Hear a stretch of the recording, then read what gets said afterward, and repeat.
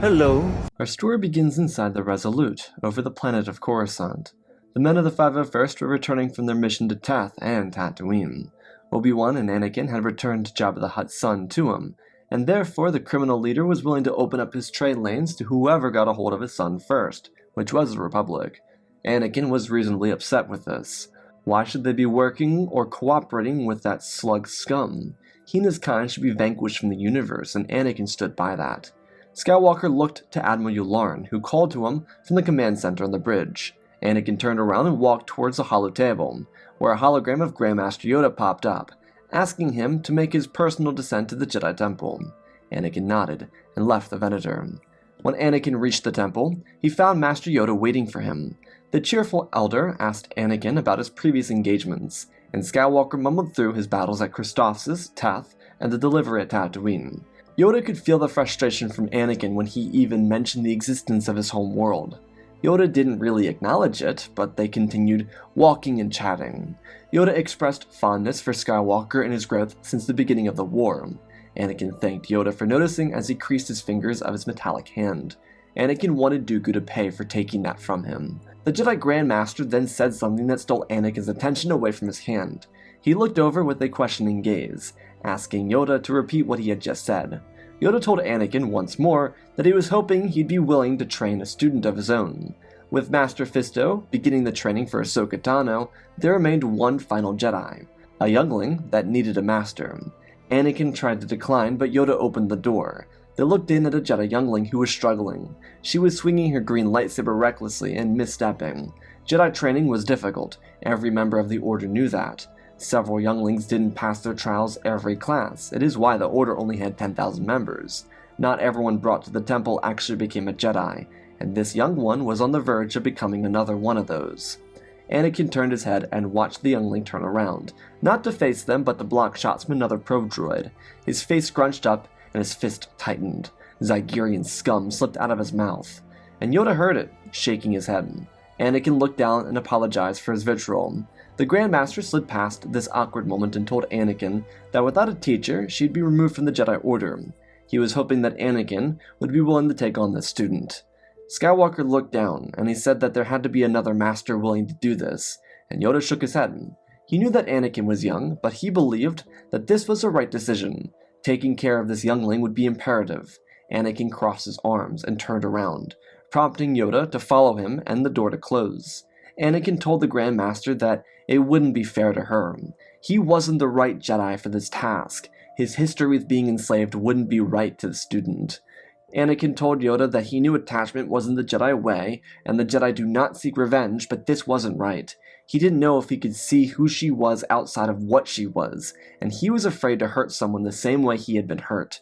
Yoda sighed and looked up at Anakin, pointing with his cane, reminding Anakin who he was. The Jedi had their faith in him. He had the right heart for the undertaking, one that was vibrant and sometimes erratic, but also warm and embracing too.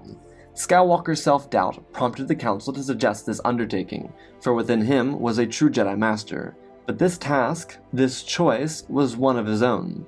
For Yoda and the Council, they wanted to see what Anakin would choose if given the choice. It was a way to see if they could fully trust his development as a Jedi or not. Ahsoka was a bit too wild, and that'd be challenging for an inexperienced master. Plus, Ahsoka could embolden Anakin to harbor less Jedi-like traits. Young Nadine Sarma could be more of a balancing factor for Anakin. The issue with Nadine is that she, like Obi-Wan, had the correct potential to be a Jedi. It was more of the fact that she was a late bloomer, but she would likely never reach her maximum potential without proper instruction and without years of training. Anakin looked down to Yoda and asked why the Jedi were asking this of him. Yoda shook his head. This was not a request from the Council, simply a decision willed by the Force. Their destinies had been intertwined. It was his decision if he wanted to take a hold of this destiny or let it pass by him. Anakin frowned and turned back. He didn't think he could do this. Without really acknowledging it or even really realizing it, Yoda and the Council had set him up in a tough predicament. They knew that they'd be kind of forcing Anakin's hand here. Oh look, this young Jedi who isn't wanted, who needs someone to train her, and this individual who needed guidance from someone who had guidance to give. If only there was someone who could help them. Pretty much gaslighting Anakin into doing this, which he didn't even consciously recognize. He looked at the window and watched the sun slipping down over the horizon. Anakin let out a ghastly sigh. He told Yoda that he would do it, but he wasn't thrilled about this. The Grand Master understood and only asked that he be gentle. She might be Zygerrian, but she was not what he was familiar with. Anakin nodded his head as the two of them turned over and walked into the room. When they walked in, Naden was standing silently. Her lightsaber had rolled to the ground and it was extinguished. She rotated and straightened her back, bowing respectively. Yoda introduced Master and Apprentice and then left them alone. No pressure, right? It was very awkward. Yoda gave them each a very rudimentary introduction to each other. Then he shuffled out very quickly. Not for nothing, this made Anakin pretty annoyed with the Grand Master. He didn't know why he would do this to him. Naden looked at Anakin and asked if he really wanted to do this. Anakin happened to be looking at where Grandmaster Yoda had just left, but this line of questioning got him to turn around immediately. She asked once more if this is exactly what he wanted to do. She understood if he didn't want to train her. Naden walked over to her lightsaber and picked it off the ground. Her eyes were focused on Anakin the entire time. Skywalker shook his head. He was going to train her. He believed in this process. She attached the weapon to her hip and told Anakin that he didn't need to feel inclined to train her because Yoda tricked him into coming here. In an effort to stop her negative mindset, he denied what she said, even though her saying it helped him realize and see the truth. Anakin removed those thoughts from his mind, as he asked her why she was being so tough on herself. Naden told him of her Jedi Master, who stopped being her master. Initially, she was selected, but that selection was rejected in favor of participation on the front lines. As the eldest of her class, she couldn't really blame them. Anakin asked what she meant, and she told him that she was 15, almost 16 years old. Most Jedi became Padawans when they were 14 or 13. She was a failure, and she didn't want him to treat her as anything more than that. For Anakin, this dynamic shift really put him on edge. He was only seeing the slaver, the kind he had seen on Tatooine. Those Zygerrian slaver scum deserved to be extinct, but this here was a gentle and soft soul, one who had been burdened with rejection. Naden's original master didn't think she'd make it on the front lines, so she was rejected, sent back to the other younglings. All of her attempts to pass did come, barely, but she was left behind, never chosen by another teacher. The risk wasn't worth it for most Jedi Masters. Like Obi-Wan, Naden struggled early with her training. What she needed was a Jedi who was unorthodox, someone who could challenge her own construct of the Jedi Order while uplifting an individual who was left behind by the rest of their class. Anakin, as one of the most naturally gifted inside the Order, couldn't relate to those feelings or struggles personally, but he could understand her frustrations and annoyance with the way things had played out.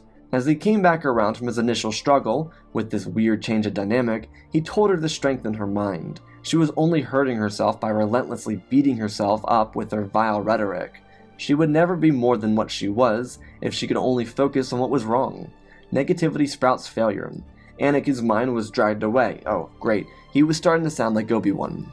What Anakin would learn following their first instructions is that Naden Sarma was a struggling Jedi. What he initially thought wasn't compared to what really was. Naden was very intelligent, but a very late bloomer, even later than Obi-Wan. She had the midichlorian count to attest for what she could become, but there was no show of it. This could happen. Sometimes an individual has a potential, but even through all the training in the galaxy, they can never cross the threshold. It's why the Order frequently let people go. In Naden's case, Anakin was her last hope. Skywalker learned that his new student was really the anti-student. All her intelligence never translated into book smartness. All of her potential never showed itself in her physical training. Wasted potential is what one of her instructors referred to her as in the quiet, even though she heard it. Sure, it was rough, and not exactly the nicest thing to say, but to these instructors, younglings were a part of the most prestigious academy in the galaxy. Of course, they would regard their failures as such, because Naden was a failed student. Anakin worried about this. Aside from speaking with her and getting her own perspective about everything, he learned from numerous reports and former instructors that she was a burden to teach. She had ears that could pick up the entire pod racing package, but nothing could get through that thick skull of hers. That was a bit mean, but noted. Anakin really started to not know how to feel. This was all so confusing to him. Sometimes, when he was a youngling, he would dream about having his own lightsaber and gutting all those rancid beings. He hated them, almost as much as he hated Tatooine's native raiders. But this made him question everything. Could he hate her because of what she represented? or could he see the person that existed within there? He just didn't know. He wanted to empathize because, to him, she was very relatable, for different reasons obviously, but relatable nonetheless. Anakin wished he could get the answers, but he could never really find them. Just lost, surfing through mindless thoughts inside of his room inside the temple and on the Resolute. Anakin, at the first notion of training a student, considered the excitement of sparring with another, but after seeing her reports, he wasn't even sure if he trusted her with a Boken staff. Surely there had to be a way around this. During their first week, Anakin and Naden would spend all their time understanding the other. They kind of got along, but they were really rough. Anakin didn't really care for her over-apologetic attitude, and Naden was really trying to not lose her status as a Jedi. It wasn't a status thing for her, but she loved the idea of being a Jedi. The code didn't mean a whole lot to her, and she wasn't totally in love with their restrictions, but her heart was pure, which was more than what most Zygerrians could say, in Anakin's opinion at least. Skywalker started to become really worried about the prospect of putting his new student on the battlefield, and this led him to start regretting his decision. The irony of which being that this choice was very forced on him. He didn't really have much of a say in the matter. He did, but not really. Skywalker tried to remain understanding, but this was a frustrating time. Instead of being with Padme, he was trying to figure out how a 15-year-old who could barely pass their trials was able to be a Jedi. He was patient with Naden, but he was really getting frustrated. A lot of this was because when he saw her, all he could see was the slaver scum that enslaved people from his home world and sent them off to the Hutts, the spice mines of Kessel, or worse. But that wasn't her fault. Anakin's first chance to trust her was in the next battle, actually. Despite the two of them getting off to a rocky start, Naden was able to follow his instructions really well on the battlefield. As it turned out, her issue wasn't ever the fact that she couldn't listen, it was simply the fact that she was a horrible test taker. Her entire Jedi career was stinted because she struggled with answering questions on exams. And for the Jedi, written exams was the form of testing they did, aside from physical assessments.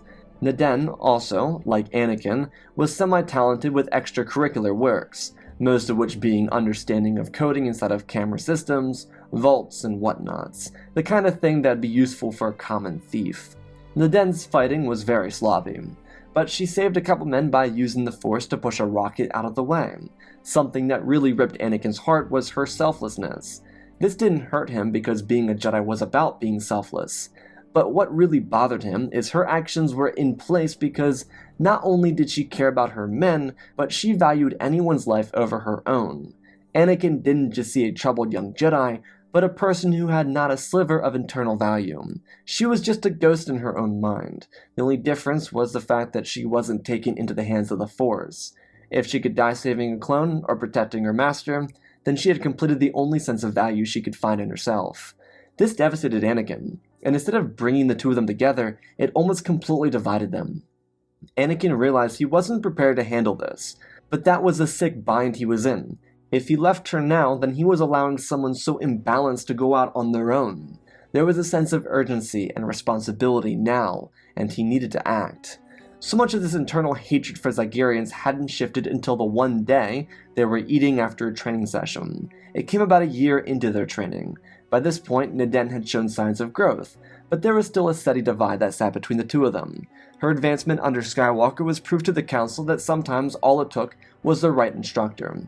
Anakin's ties to Naden helped her excel, whereas Anakin didn't do nearly as much. Instead of being able to give her room to work on her own, he was forced to be with her every step of the way, which was kind of the point of being a teacher, but Skywalker preferred the hands-off approach to instruction. Naden just couldn't really work under those conditions at the moment. Regardless, on this day, she wasn't eating, and she asked him if he hated her. Anakin nearly choked on his food when he heard this question. Truth be told, she had grown on him since they started training, but he answered her honestly. Of course he didn't hate her, which was very quickly followed up by another question. Anakin was going to say something else, but she cut through and asked if he hated what she was.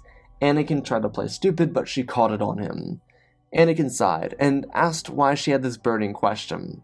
She looked away, expressing that she knew about his past, even though he didn't talk about it much. She knew that when he saw her, all he saw were those monsters. Naden wished she could take that pain away from him, but she couldn't. She didn't want this burden to be much harder on him as an instructor. She wanted to say more, but part of their training had included valuing herself, and if she continued speaking, she would have devalued herself and her needs, something the Den couldn't do. The statement sat in the air for a moment, drawing in a deafening silence. Anakin told his student that it was true. He saw those slavers in her, but that wasn't her burden, and he didn't want her to feel like it was her responsibility to fight those demons for him. The Den wanted to know what she could do to help him, and he told her that there was nothing. He was working through it on his own. He believed they had a strong bond, and while he did say that she was right, he definitely did not hate her. He cared for her a lot, and he only wished the best for her throughout this training. The truth is, sometimes he couldn't help it. So much of his life had been spent on that negative connotation. Neden told him to tell her when he felt that then. If he was going to work with her on valuing self, then surely she could help him with fighting off those demons, and he told her he would. There was another stiff silence that filled the air before Neden placed her fork on the table and told him that her family was a part of the problem. Jedi weren't supposed to look back for their families, but she was a Zygerrian. It felt like she needed to. They were slavers. They owned an outpost. While she couldn't kill her own flesh and blood, maybe she could, she wanted to rectify the issue. Neden placed a hollow reader on the table. It was coordinates of her family's outpost. She said that she had found it the previous night. She'd been searching for it for forever, ever since she learned of who her parents were. Anakin looked at the device, and he didn't know what to feel. He was angry at the family, thankful for the student, and confused. His brow firmed and he focused on the device before loosening and shifting towards his student. She nodded her head, telling him that he, the clones, the Jedi, they were her family. Those people there were simply genetic donors. There was a sense that so much of Anakin's own anger had shifted down into her, and while it didn't manifest through cunning skill, it did assert itself through repugnant vitriol. But it was a better way of handling it. This notion did warm Anakin's heart. In the following weeks, the two Jedi would make a strike at the base, and they would destroy it. In the process, Neden's parents and older brother would be killed. The slave revolt almost got the Jedi Padawan herself almost killed, but Anakin had her back. This didn't really jumpstart their bond into being anything tighter than what already stood, but it helped Anakin start to see that individuals represent themselves, not the planet they came from. Maybe it should have come sooner, but Anakin was able to appreciate this understanding of a student and her people. The rest of the war for Master and Apprentice would continue the same. They never really had any disagreements that went beyond a simple conversation. Neden learned from her master with interest and desire to learn, and Anakin was able to thrive as an instructor. Neden was never framed for the temple bombing, and she simply maintained a neutral status. The best thing for Neden and Anakin was that they weren't like brother and sister. She often referred to him as family, but this wasn't anything remotely as tight as brother and sister. They were very independent of each other, and especially after the first year of training, Neden took Anakin's philosophy to the level of which he was training at. This gave her time to work with the clones in the Circle of Shocks, and her own regiments of training elsewhere, without his oversight. It was a nice dynamic, truthfully. It allowed them both to give each other the space necessary, especially after all their time working together in the first year. Following the Battle of Coruscant, Neden would pick up on a trail that she and her master had been tracing. Her family slavery ring was long established, and turns out that they hadn't killed the patriarch of the family, her grandfather. He was the last standing member of the family, and he was running, in coalition with Crimson Dawn, a slave ring on Kessel. He was going to be removed by Maul eventually, but the two Jedi didn't know that. So with permission from the Council, before ever getting promoted to the High Council, Anakin and Neden left alone. Skywalker did know about Padme being pregnant, and that was a little worrisome for him, but he didn't have visions before they left, so he was very confident that all would be alright. While they were in hyperspace, he did get his first wave of visions, but because they were implanted by Palpatine, he wasn't really disturbed by them. The reason for this is because distance. Palpatine was trying to enact an unnatural act of the Force from thousands of parsecs away. So what Anakin saw was Padme, her breathing heavily, and the sound of infants crying. If anything, this was telling him what he would have already assumed. Birthing isn't as fun as they make it out to be. The two Jedi arrived on Kessel at dusk, and they were able to sneak into the facility. They planned out a 3-day mission, one that would ensure the safety of each of the slaves, blinding the syndicate responsible for the operation and the death of Naden's grandfather, the final family member of her evil family. They spent the first night focusing on getting a solid layout, which was accomplished by a little reprogrammed separatist scout droid. It was a project done by Master and Apprentice. When they were finished scouting everything out, they moved in. This mission was an Naden-led mission. Anakin planned on proposing knighthood to her after this, which is why they were going to go slowly. She was a lot like Obi-Wan in many senses, which made everything a lot more ironic for Anakin. Regardless, on the third day, as they started their mission on the ground, which included breaking into the control room, there was a massive disturbance in the Force. It almost got them both killed because it was distracting unlike anything else. When they fully regathered themselves together, they were able to rush to the facility and kill her grandfather, who was holding a slave hostage to stop the Jedi. The slave result on Castle helped partake in a larger plan.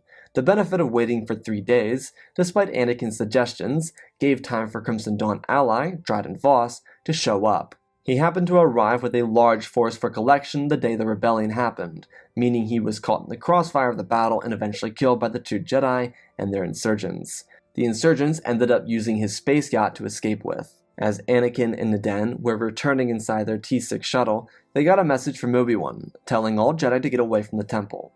Just like Naden not following her master's suggestions, Anakin didn't follow hers as they returned to Coruscant. Because Anakin wasn't involved in the entire scenario, Order 66 was executed, and the temple wasn't holding, because there was no temple. The archives were a very small part of the surviving wreckage. Most of the rest of the temple was completely destroyed by orbital bombardments. Kenobi and Yoda were able to get down there and find a collection of survivors who were hiding from the attacks. The Jedi were able to escape, and Obi-Wan sent his message. In the Senate, while the Jedi were trying to keep their order alive, Palpatine was fighting off the various star systems of the Republic.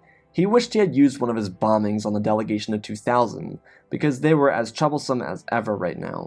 What had become apparent to the Senate is that while they didn't like the Jedi, these powers had gone too far.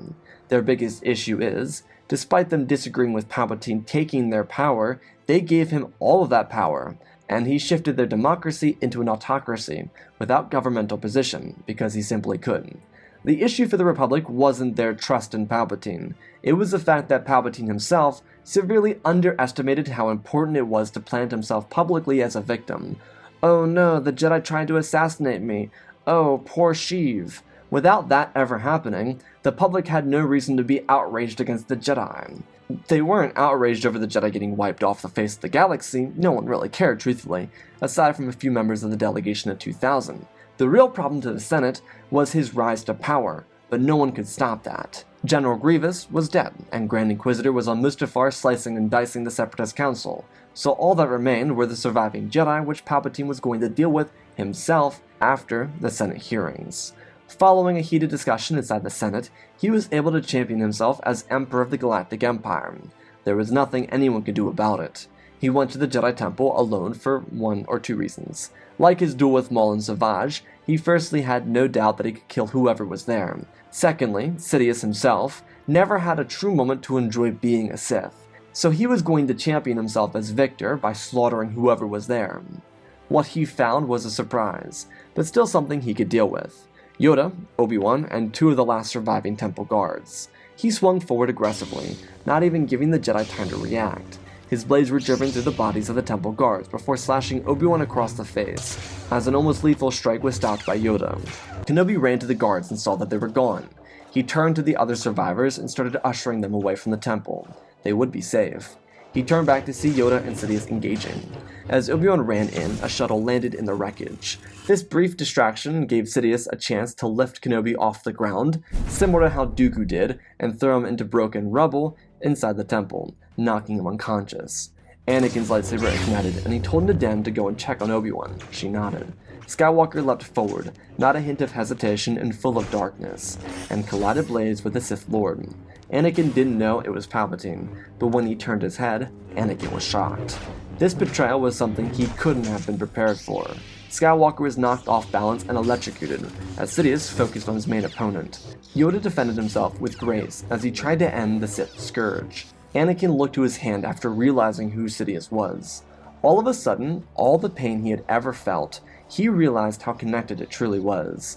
Dooku cut off his hand, and didn't kill him because of Palpatine. All these deceiving thoughts came from Palpatine. Padme's attempted assassinations came from Palpatine, and now, with the chance to end all of it, he felt rage rise. Naden stopped in her tracks and saw Anakin. She nodded, encouraging that he use that darkness to end this monster. Skywalker rose from the rubble, dropping his cape and swinging forward aggressively. Yoda batted Sidious backwards as Anakin came in without restraint. The worst part is, Yoda was so close to finding his victory, and Skywalker's brash actions could change all of that.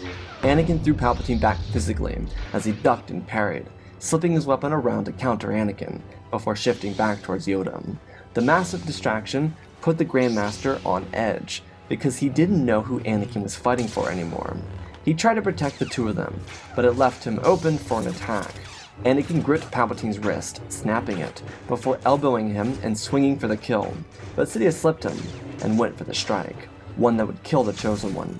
Yoda threw his lightsaber forward and Sidious jabbed his free lightsaber and his broken wrist at Yoda, the perfect kill, but the Grandmaster raised both of his hands as his lightsaber dropped and blocked the vicious strike with the Force, giving Anakin the chance to extinguish Palpatine's life. Yoda and Anakin would discuss this little dark side usage later. For now, they had to go. The Jedi quickly evacuated the temple, and Palpatine would eventually be found dead. Ironically to the Senate, it seemed like his gloating over the Jedi got him his comeuppance. So be it. The Order would retreat from Coruscant, except for Naden and Anakin. Skywalker would stay on planet with his wife and his children, while Naden would go into the Outer Rim to cause her own chaos. The two Jedi, Master and Apprentice, despite their bond being formed through the Jedi, found that through their own personal strengths would they find completion. Naden was going to rewrite her family's legacy and bring new change to Zygerria, a change inspired by her master, and Anakin would have a chance to enjoy life with his family and enjoy the change on his own terms. About a decade following Order 66 and Palpatine's death, the Jedi Order would find itself on Jedha, rebuilding outside the ancient city, intermingling and mixing with the Guardians of the Wills. This alliance helped the Jedi rebuild here and give their order new life. Anakin by this point was a mechanic in his own upper-class garage. Of course, it did help when his wife was the new Chancellor. The new program established by the reinstated Republic was one that allowed a council of leadership, an executive program with one Chancellor but multiple counselors, ones that had oversight that withheld the Chancellor from gaining too much power. Anakin and Padme had a happy life with their twins. Maul and Grand Inquisitor had formed an alliance, one that lasted about the decade, but it was destroyed by the Jedi. Naden Sarma was the Queen of Zygerria. Fresh off her execution of slavers and renouncing of the Jedi way, she was able to reunify her home world around a stable leadership and an economy that rejected the slaver way. Zygerria, thanks to Naden's closeness with Padme and Anakin, would be permitted to join the Republic, the planet becoming a staple for the Republic involvement in the Outer Rim, a movement that would see change that would uplift the hearts of generations to come.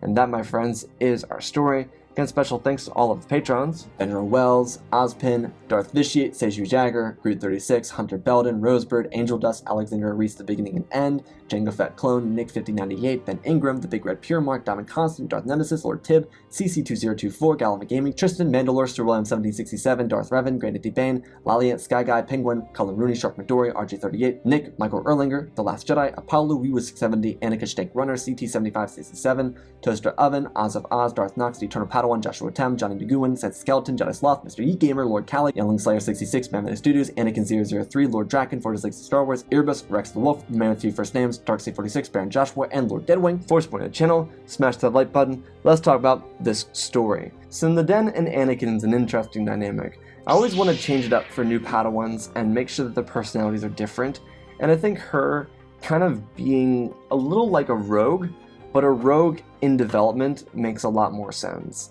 I think Naden isn't like a prodigy like Ahsoka, but I also think she also isn't as grounded as Ahsoka. I think there's like somewhat of an underlying psychotic person there, and I think that was something that was fun to kind of play off of, especially going into the end where she turns into this leader of Zygerrian. A lot of the change for Anakin is encouraging him to actually use his darker attributes. Ironically, is that he's encouraged to use these darker attributes because the person he's with is also a rogue, but he's using the darker attributes for the side of good, right? He's using them to get the short-term result without fully losing himself. So it's kind of like your Season 3 Ezra Bridger stuff before he fully grounds himself. That's kind of where I see Anakin in all this. So I hope you all enjoyed the story. Love you all, spread the love, and always, my friends, may the Force be with you.